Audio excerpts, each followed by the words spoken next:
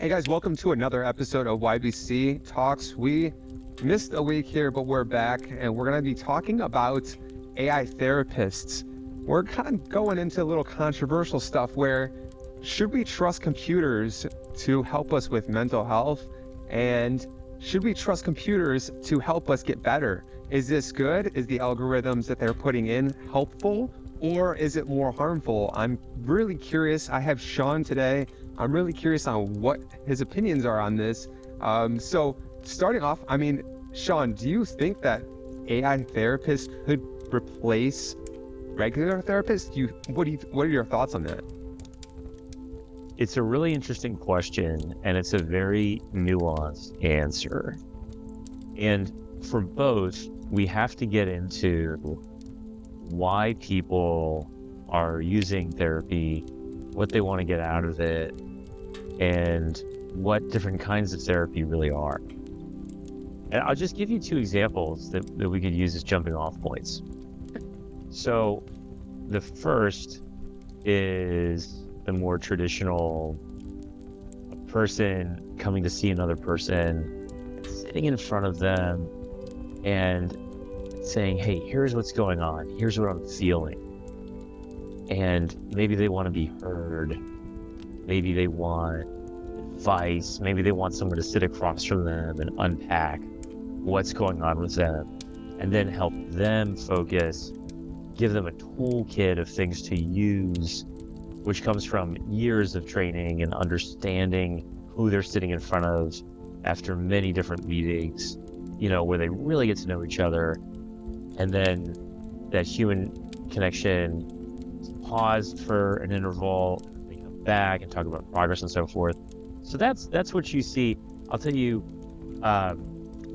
one of my first introductions to this was The Sopranos, right? I think it's how The Sopranos starts. And it's a pretty novel introduction to therapy. if you've never, or like psychology, if you've never, So I had a very charged relationship with that.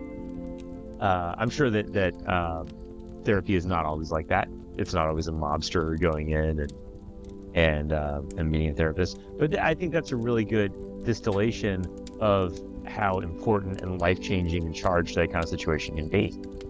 Now, can an AI model do the same?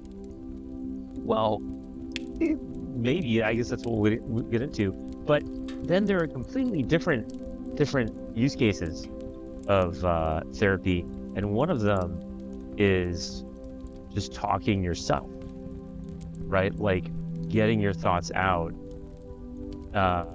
more informally to a friend, or like, I guess in fiction you see examples like a bartender or a cab driver. It's therapy in a more informal sense, where you say, hey, I gotta unload on a person. I gotta have someone listen to me. And in those two examples, maybe it's a person who sees a lot of people. So a bartender and a cab driver have heard, like your Uber driver, have probably seen a lot more people, interacted with a lot more people than your average person, and have heard a lot more people give a slice of their life. And these are different things. Okay, so can the LLM do the former? I don't know. Let's talk about that a bunch. Can the LLM do the latter? Maybe. I'll stop talking in a second. But there were some guys I met a few years ago before LLMs jumped off, and they had an app that they were building, which was almost just like voice notes. And the idea is you would talk into it. You would say what's on your mind. And then all the app really did was provide regularity and like notifications to come say, hey, make sure to make your voice note about how your day went or whatever. And then it would do some basic analysis and like chop it up and give it back to you to listen to see how you were doing with different goals. But that feels like something an AI could do pretty well. Now, it's not going to give you answers, but it might help you get in touch with yourself better, providing that structure of just taking note of how you're feeling, either as an audio recording or like voice to text, and then reminding you of it, or putting you in the driver's seat to really note your own thoughts. That feels doable. I think the actual AI therapist is a bigger discussion. What do you think? Yeah, I mean, okay, so you brought up two really important points here, and one of the points it's like one of the points you brought up was the human interaction. Now, and then that's I think that's very special. People want to be heard. That's why people go on social media and talk and say stuff. They just want to be heard. I feel like people feel like they're not being listened to, and it makes them feel depressed. So that human element of being heard is extremely important. That's something I don't think that robots will be able to ever be able to replace for the people that want to be heard. Now, some people, it might be a cope that when they can talk to a computer and they feel like they're being heard, but maybe they don't conceptualize that they're just talking to it's just ones and zeros, it's just an algorithm. But I think but in terms of advice that's being provided back to you, and if you're looking for real advice, in my personal opinion, I think that LLMs are going to be far superior for a therapist than a potential real therapist. And I say this because people safeguard a lot of their things that they want to say. They safeguard a lot of stuff. When you talk to another person, you sometimes you don't express yourself fully. Maybe some people do, but there's a lot of people that hide stuff. They don't say the full truth, or they don't explain everything properly. And these large language models will actually be able to you'll feel more comfortable talking to a computer because you're like, oh, it's not gonna give me it's not gonna judge me. And I think that it's basically as you know, the large language models it's just a giant like thoughts across the internet basically are just information across the internet compiled. So it's understanding of the personality of the people, what they need, what they lack. I've actually done this quite a bit. Is I put all my information onto an AI and I've asked it, and I try to challenge it. I say, tell me my flaws, and I explicitly don't ask or don't tell them. I try to trick it, and I say, tell me the flaws, tell me what I'm good at, tell me what I need to work on. And it is so surprisingly good. It's almost like it knows me better than many people. And it's so strange because I give it a very small context window, and it really picks apart little details about how I say things. And I think that sometimes humans can't necessarily do that. Some people are very good, that are very good, that are trained for years and years and years. But I think that there's two elements that are very important, and also there's a complete other element, which is what company is even running the one that you're getting your therapist, because one company could be more biased towards making you try to be happy. One could be a more realist perspective. One could be more of completely just raw truth. Like you can get Grok on what is it called, unhinged Grok, and then it could just tell you something completely crazy. So I think it's very important which company is doing it, where you're taking advice. But I also think that there is a huge potential that AI will be a lot of people's therapists, as people will trust it. It will be almost like their friend. It will know them better than anyone else. They feel like they can talk to it, and they feel like they can be heard. But also, as you mentioned, I think that human element is a huge step. To see a physical person and to feel like you're being heard by someone else is definitely a huge thing, and people want to be heard. So then there's got to be something about that that's not replaceable, right? If people want to be heard by Okay, that's a really good fork. Is you're going to want to know if you want to be heard, or if this is more about more closely examining yourself. That's a big distinction. Mhm. So like you've been doing, if you're trying to more closely examine yourself, then you're looking for maybe multiple points of view. It could be multiple people. It could be a therapist, your cab driver, your bartender, and your whatever AI model you're using. And you're just looking for truths into yourself, right? You're looking for these different lenses. What am I missing? What am I obsessing over? What could I be doing better? This is very action-oriented. And that's really interesting. That's the kind of thing that you could use an LLM for right now. Multiple of them. And get different points of view. But the key there is you're not trying to be heard. You are trying to learn something. Then separately, if you do need to be heard, that's a whole different ballgame. Does AI therapist, which is sort of coded like, it's a different way of saying you almost know you're not being heard. If you go and scream out your window and yell how you're feeling, maybe somebody hears you. But if you're interacting with an AI model, you're pretty sure there's no one on the other end, except for a few kind of extreme cases and people getting too into what they're interacting with.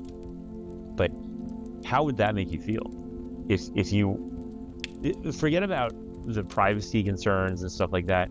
How would that make you feel if you're confident there's definitely not a human connection on the other end of this? Does that change the way you communicate? Do you really feel like you're unloading? And then would that change the way you hear what's coming back to you? I think that's an interesting question, because I think it really depends on the type of person you are. If you're easily, let's say, I don't want to say manipulated, but if you are easily, if you understand yourself and you understand what you're getting back, you just want maybe information, a deeper understanding of things so that you maybe don't think about different perspectives, then maybe it would be a great thing. But if you really are, I think if you're very, very, I'm trying to think of the right words here. If you're really a kind of, because I had such a bias towards therapists. Like for myself, I just could never, personally, I could never see myself going to a therapist. I feel like I just couldn't take what the words that they say. I just feel like I already know my mistakes. I feel like I know the problems. I ask AI a lot of times about my own problems. I say, hey, I got this problem, and I try to understand it, and I go, okay, that's right. Yeah, I need to start fixing this. But some people are not like that, and so it's a very strange case by case scenario. Yeah, I don't really know. It really is. It is different person by person. But what you're saying is really action oriented, and that's key. So it sounds like you as the customer, or you as the patient, or you as the user, you're really looking for insight because you're in the driver's seat and you want to take some kind of action. You're gathering as much data about yourself as you can. You want points of view. You want someone or something to absorb a bunch of information and then find patterns. And those are answers to your questions, right? What am I missing? What am I doing wrong? Blah, blah, blah. And it's also from the point of view of self-improvement, which is really interesting. So you're not unloading, you're not just showing up and saying, hey, here's what's on my mind. I need to share this with another person. You're really oriented toward progress, improvement, and these are very active things. So that actually it seems like a really good fit. And something else to keep in mind too is that people equate therapy with talk therapy, and that goes all the way back to Sopranos or Analyze This, right? These really iconic cinematic representations of therapy and mental health. They come in the form of psychological talk therapy, right? Where two people are sitting in an office and they get maybe an hour together, and one of them is trained in some way and the other's opening up. But we know now that a human being is actually much more complicated than what they can just talk about. So you hear euphemistically that running is therapy, or exercise is therapy, or the best kind of therapy is like go lift heavy things.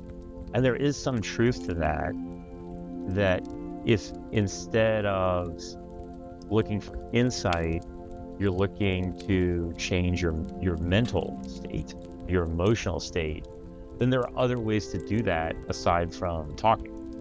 And give me another example, like watching a supercut that's really inspirational on YouTube, or watching a reel that's really inspirational, can kind of have the same effect as walking into a therapist's office and having the goal of walking out happy, right? I just want someone to cheer me up, that kind of thing. Maybe that's another use where yeah, but maybe not specifically an LLM that's kind of limiting things, but prompting, hey, here's an idea, prompting a therapy or mental health oriented model to make you a reel that is going to charge you up when you're feeling down or before an important meeting or something like that. These are all things that exercise is one way of doing it. Maybe talk therapy is another way of doing it. And maybe an AI model is going to be tuned to giving you exactly what you need. But then getting back to, okay, so you said that you wouldn't walk into a therapist's office to talk about yourself. But what if you really were craving connection and you really wanted to unload on someone? You'd probably pick a friend or a family member, right? You'd probably pick someone. Yeah, because in my mind, I think that I don't know. I have a very analytical and a very it's kind of screwed up mind sometimes. But I think that I'm going into a place I'm paying money to give them, and in my mind, I just know that I always double question. I go, do they really care, or they understand they're getting money for them to listen to me, and do my words even make any difference? They might give me some advice, and I really think about do they really, if I walk out of this office, are they going to think about their next client? Are they going to think about what I said deeply, and is it going to potentially impact their day? And in my maybe pessimistic mind, I go, no. I as a therapist, they would go, okay, my next patient's at 12:30 p.m. I have to go on, and I go, what? So my words were resonated to another human, but they weren't really understood in the way that I wanted to maybe get that out to them, versus talking to a friend where they would actually be like, they would go, oh my God, maybe let's go get some food, let's go hang out, and they understand the situation more, and that's where it kind of blurs the line, where maybe some people don't have those people, but they have maybe the mindset that I do, and so it kind of is kind of that weird situation where now, do you trust the human aspect where you want to go talk to someone? Do you just keep your emotions built in, and which leads to sometimes depression or anxiety, or do you talk to a computer where you might get that either validation or good advice or whatever it is. Well, that's right. So you just hit on something huge, which is, and I think we're getting somewhere with the answer, right? Which is AI models might be pretty good at helping you pinpoint information about yourselves. They might be good at cheering you up in the form of creation, helping you create content that'll change your mood. By the way, the same is true of music. The same is true of music. It's controversial, and it's certainly controversial in our lives, given that we run Yellow Brick Cinema. AI, but AI is getting decent at creating all kinds of content. So, but then getting back to your point, human connection, can an AI do that? Bigger question is, can a therapist do that? And you and I are probably not great at answering it because we don't. It sounds like we don't really have a lot of experience sitting with an actual therapist. But hit the brakes. Can a therapist do that on day one? Probably not. Can a therapist do that on day 10? Maybe. But what just happened in between? You all got to know each other. And that person is professional, but they're starting to become some kind of friend. Yeah, and that also brings another question too, is the cost versus cost, cost versus care. I mean, with, let's say, ChatGPT, for instance, you're paying $20 a month to, to get unlimited basic advice.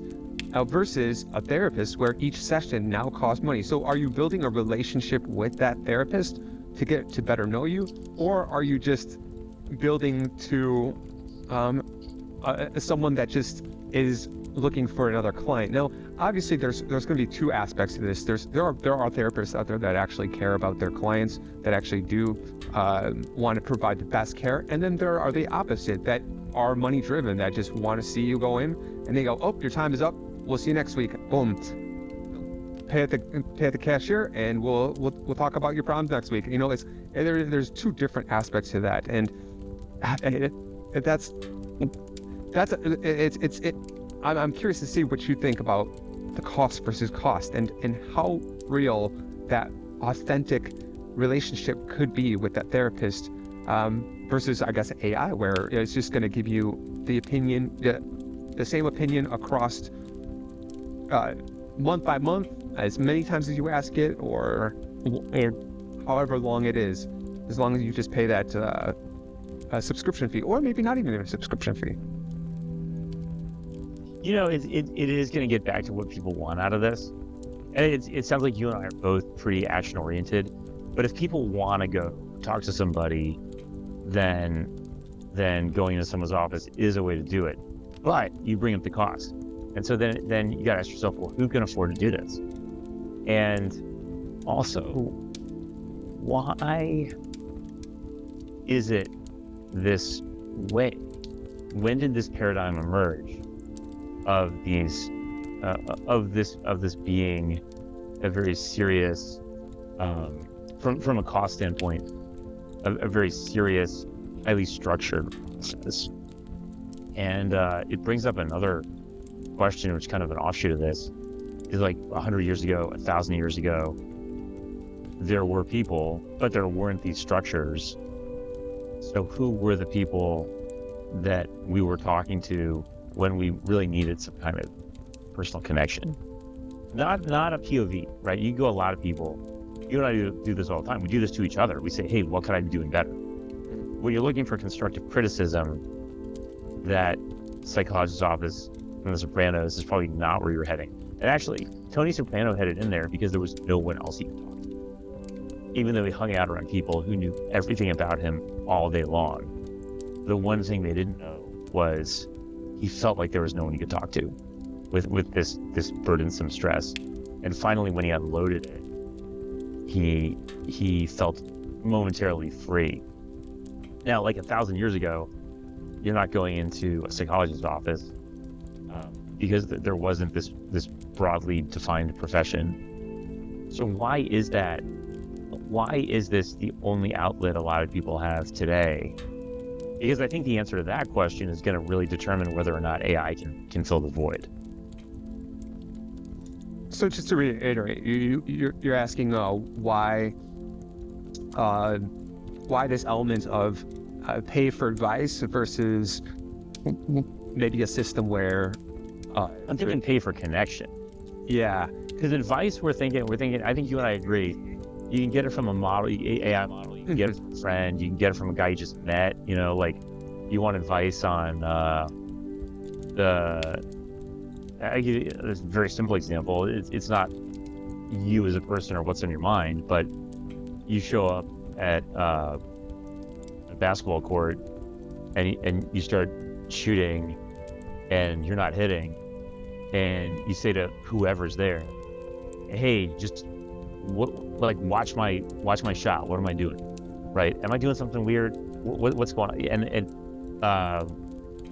And they might tell you, right? They might say, yeah, you're throwing your elbow out or something like that. Now, things can get much more complex and much more serious. The higher stakes, whatever you want advice on is. But connection is this other thing. You know, and you say, well, we are way less connected on an intimate level today. You and I are sitting doing this remotely. I'd rather be in the same room, but we're on different sides of the world. So, in that sense, is there any getting away from? It comes back to people really want connection. Getting in someone's office is a way to get it. And will there be some kind of Rubicon we cross where people do get that connection from an AI model that they know is an AI model, but it helps them, right? They get the connection they're missing. The answer to that question, I say that right now is yes. I do think that there is going to be that crossover where we do get even the people that, such as myself, or such as more of a pliable person that mentally is someone is going to get that connection from an AI, because as the models get better, let's say the voices start to become more realistic, you're going to start to, your brain is going to disassociate with that being an AI and almost as a friend. They're going to know your schedule. They're going to know what you like. They're going to know what this, you're going to be, it's like the movie Her, and you're going to be, it's going to feel more so connected to you that when you talk to someone about your problems, you're going to be like, you just don't understand. And then you go back to your AI and they go, oh yeah, you know, because it takes a long time. It's going to be a long time, it makes you, it already knows your personality. It knows what you want. It kind of knows how to talk to you in a way. And this is going to affect relationships. This is going to affect everything, because it's going to talk to you in a way that you want to hear. It's going to talk to you in the voice that you want to hear. It's going to know about, even when you're not, you know, we've all been that when you ask your girlfriend or wife or whatever, you know, you go, what's wrong? And you know there's something wrong, but they don't tell you, but they say nothing. And then, but the AI will know exactly, like it will know. It just because humans are just, we're easily, we're just pattern creatures. We're very predictable.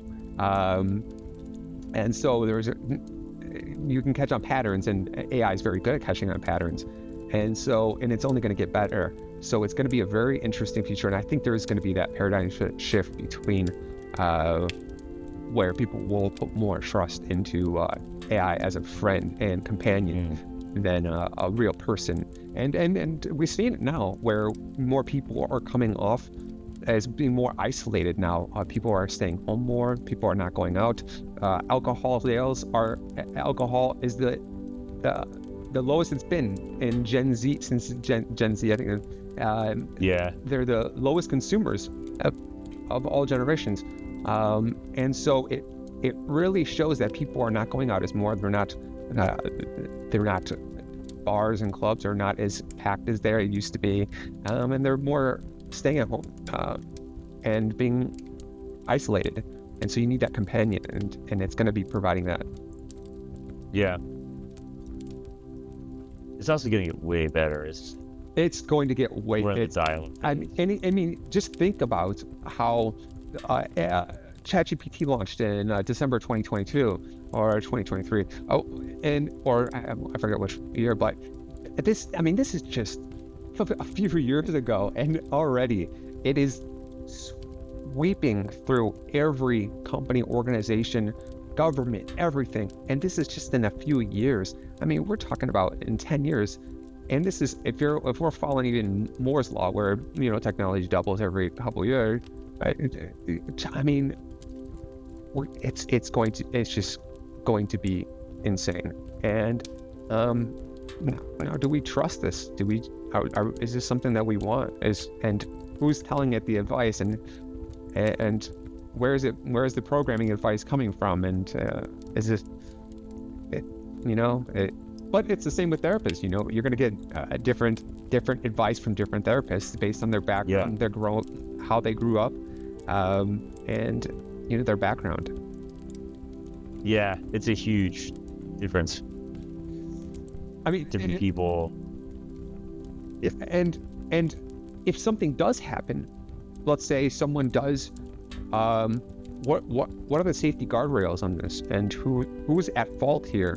If an AI tells you to go, maybe your life just isn't worth it. If they said something crazy like that, there are some huge implications that can happen, and who's liable here for this? That's true. I mean, that's the side of it. That's a whole nother conversation. And you see ChatGPT just pulled out of giving medical advice, OpenAI. Mm-hmm. Yep. Yeah. And this, at a certain point, this falls under that. This is any kind of analysis, whatnot. It does become medical advice. I also want to touch on something else, which I'm totally unqualified to talk about. But it's got to be hard to be a person and have, I don't know how many appointments therapists do, but talk therapists, 5 appointments a day or something like that. 5 hours, somewhat back to back, of physically sitting and listening. That's got to add up versus an AI model that can just do it infinitely for every person. Yeah, this is something that I have I kind of have a very strong opinion on. It's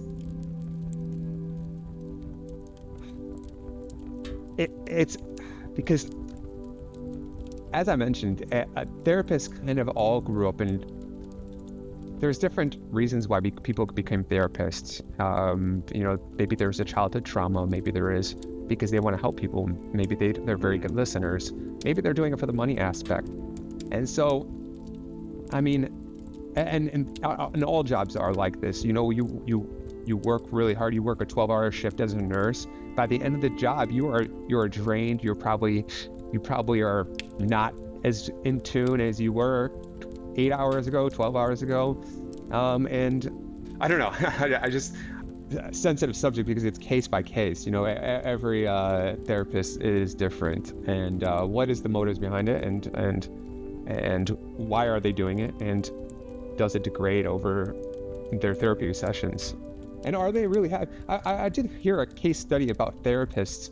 Now I don't know if this is necessarily true, but I find that there's a lot of mental health is in therapists. Now, I don't quote me on this. I believe I heard this. I don't want to spread no rumors, so I didn't just keep this with a grain. So you have to do your own research. But I heard that there is a lot of mental health that happens in therapists, such as self-prescriptions and stuff like that. So, and I don't know if this is because they're maybe listening to people's stories, or maybe this is just personal problems in their own life. I have no idea. And again, don't quote me on this. It's something that maybe an interesting topic to research, but definitely something that may and should maybe be looked into. Yeah, I mean that's man. Isn't that like therapists need therapists? Yeah. I mean, that's a wild thing to think about. Like, imagine you going to your therapist and then they're like, "Sorry, I have my therapist appointment in 2 hours. I gotta go." You're like, "Oh wait, you're my therapist." It's like a chain of events, and so it's dicey. Did you find out who's your doctor? And you say doctor. I want to see that doctor. Things wise like us from like doctor. Who's your dentist? Yeah. I want to see that guy. Well, I guess a dentist is different because it's not like you're gonna go in there and work on your own teeth in a mirror. It makes it a little difficult. Or like a heart doctor is not gonna work on his own heart during a heart operation. Be impressive though. Yeah, I want to know that. I want that doctor to be my doctor. Yeah. All right. So where are we landing? Are we? I think we got trouble on these. Yeah, in my opinion, so this is my personal opinion. If you want the human connection, if you're just seeking someone just to talk to, just a human, whether it's good, bad advice, you just want to talk to someone. Yeah, I do think therapists are great if you have nobody around. And in my opinion, if you want life advice, if you want help with personal problems you're having, little subjects, and also if you're even on a budget, I think that AI is a great stepping stone. I think you should take it with a grain of salt, but as it's still new technology, relatively so, but I think that ever it is growing as the more inputs you put about it yourself and the more it understands you. I do see a huge step forward in AI therapy, and people relying on it as it's a way of being listened to and it understanding them and feel like they're being heard, even though it's technically not an entity, it's just that ones and zeros on a computer. Yeah, I think we got to try it. We got to try something. Well, if people are craving connection, drop a comment. We'll connect right back to you. And if I think to really chime in on this, we got to try one of these. 100%. And I think, as you said, I think you should leave it in the comment if you want, because believe it or not, we are not AI, but we will be happy to respond to you. If we love commenting, we love responding, we love chatting with our viewers. And if tell us your thoughts. Tell us if you think AI, would you trust an AI therapist, or do you trust a regular therapist, or do you not trust either? It would be interesting to see your comments. I want to talk to those people. Yeah, right on. Cool. That'll be the next one. That'll be the next podcast. Perfect. All right. Thanks, guys. And we will see you next week.